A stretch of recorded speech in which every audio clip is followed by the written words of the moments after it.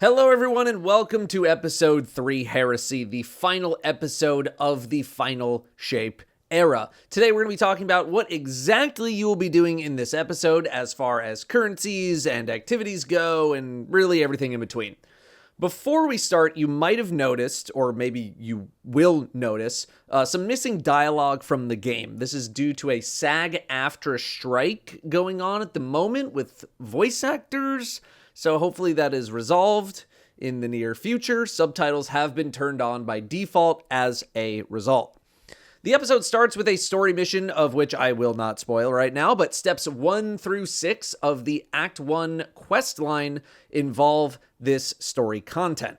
When you finally get to step 7 is when you will first enter the Nether, aka the Dreadnought. Yes, the Dreadnought is back and has a good amount of the territory from Destiny 1, in addition to a small new section, maybe multiple small new sections. The core experiences of the Nether are the encounters and the boon system. But there's one thing we need to discuss first, and that is healing. The Dreadnought is not like a typical destination or activity, as your health does not naturally regenerate.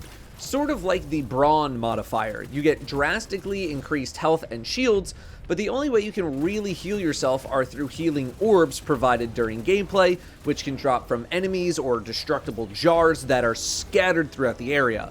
Famine is also active, which means ammo drops will be rarer, although I only struggled with ammo when I was by myself. Healing effects that you would use to heal yourself are massively reduced in potency.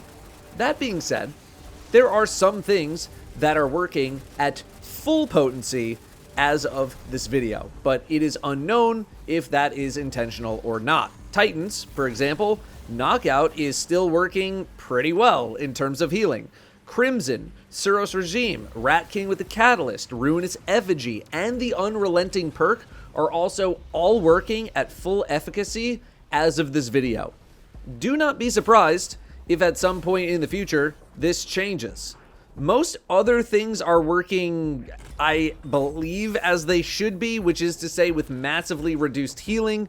The whole point of the Dreadnought is that healing is much harder to come by than usual, so your gameplay needs to shift as a result, and the Dreadnought is pretty specially designed when it comes to the enemies that spawn in during any given encounter. You'll also have res tokens, yes, even as a solo player, although as a solo you do get quite a lot of them, so you can't just die to heal up. Well, I don't know, I guess you can, but you just need to keep track of your tokens. We might have to talk a little bit more about this no healing thing in another video, but I'll leave it at this for now, as Bungie has come out and said that a balance pass is coming to this mechanic sometime soon, as some healing effects are doing close to nothing, which maybe is not exactly the intent, so I'm just waiting on feedback until that patch comes in. I will say that this feels like it is affecting solo players a bit more, as even in a duo, the experience is more enjoyable in the Nether. When it comes to the encounters, here is how you will progress. In the section that you spawn in will be different encounters requiring you to do a certain thing to complete that encounter. Step on plates, dunk orbs or crystals, kill enemies or beacons or blights, or shoot orange goo eggs on the walls, things like that. After completing one of the encounters, you will get a minor boon, giving you some kind of a small boost until your run is over or it's complete, but when you complete the third encounter, you will get a major boon. When all 3 encounters are done, you'll get a boss encounter depending on the area that you are in. At the moment, these bosses do not change, but maybe in the future they will. Each encounter has its own mechanic or gimmick to it, like the Servitor boss spreading purple spikes everywhere, or the Ogre in the new section requiring you to kill some Taken clusters to remove its immunity shield. After the boss encounter is complete, you will get a loot chest in addition to a major or corrupted boon that you can pick. Majors have a bigger effect on your gameplay, while corrupted boons have a big bonus with a drawback. These bonuses will last until the run is over. You'll then move to another section of the Dreadnought, usually via some sort of a portal, but not always, and rinse repeat this process until you've done 3 boss encounters, in which the game kicks you out afterwards. The game strongly encourages you to complete runs, as certain materials that you pick up along the way will not come with you if you leave early. Speaking of stuff that you pick up, the Dreadnought is absolutely littered with chests and metastasized essentia. Chests drop a material that we'll discuss in a moment, but they also have a pretty decent chance to drop an episodic weapon as well. Not only that, but the chests spawn in the same spots every time, so you'll be able to memorize where they are, just running around and scooping up free loot. It is pretty much always worth going to pick up these chests, as you can rack up a bunch of weapons for free just from roaming around, although you are guaranteed a drop after a boss encounter. Still, I would encourage you to pick up every normal chest and Essentia that you can possibly find while you're roaming, as you will convert that Essentia into another material, which is used with the main item that you will be interacting with the episode. Make sure you're using the Wombo Detector Ghost mod to make your life easy. As for the whole shiny weapon drop situation, I got more double perk masterworked weapons in my first day of the episode than I did all of last episode combined. So they are showing up a bit more frequently. The adept versions are in the game, although very rare at the moment, and those will have the cosmetic difference, or I guess you need the shiny adept version, because I think there's non-shiny adepts as well. I'm guessing the more difficult that you set the nether to, the higher the chances of seeing adepts and shinies and all that kind of stuff. I am already drowning in drops, though. There is a healthy amount of loot dropping in the nether. You might also get a coalescence item of some kind. I'm not gonna lie, I'm not sure what this does yet, or even where it goes when you get it.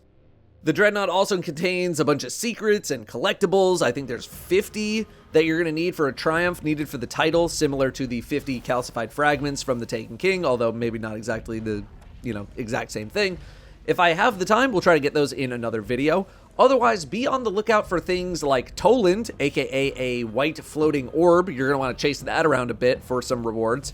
The floating Witch Queen symbol gets you some dialogue. Your ghost will frequently point to objectives as well. Be sure to bring up your ghost. There's also a Shrieker in the Mausoleum that can take you to an offering thing that gives you some loot at the cost of some of your health. Let's talk about the currencies now. Sigil Shards, Metastasized Essentia, and Essence of Desire. Sigil Shards come from pretty much everywhere in the nether. They are capped at 300, so spend them. These are used to grant yourself bonuses in the nether in the form of runic enhancement, in addition to one other thing. You'll have an enhancement level of 1 at the start, and this will increase by 1 for every 2 reputation levels that you get. You earn rep by doing stuff in the nether. The more rep, the more bonuses you can have. The bonuses can be switched around at both the shaping slab and within the nether itself at the very beginning when you load in, and they are super easy to swap around. I would probably start with prosperity to get more shards, and then maybe start focusing on healing effects. Metastasized Essentia is the planetary currency, for lack of a better term, and this is turned in at a thing close to the shaping slab in the same room to convert them into Essence of Desire, in addition to getting some reissued weapons that came with Heresy, depending on how many you dump in. Sorry for the weird wording, I'm just trying to avoid spoilers. Essence of Desire can be used to open locked chests in the Dreadnought, of which you can see what's in them with the Scotopic rune before you open them, but they are the main currency you'll also be using with the Tome of Want, which is one of the core ways you'll be earning loot this episode, in addition to chests and activities in the nether. The Tome of Want requires level 3 on the rep track, which will probably require 2 runs of the nether. When you pick it up, you'll be given a somewhat hefty quest line that will teach you how to use it. It's located in your inventory next to the tonics from last episode.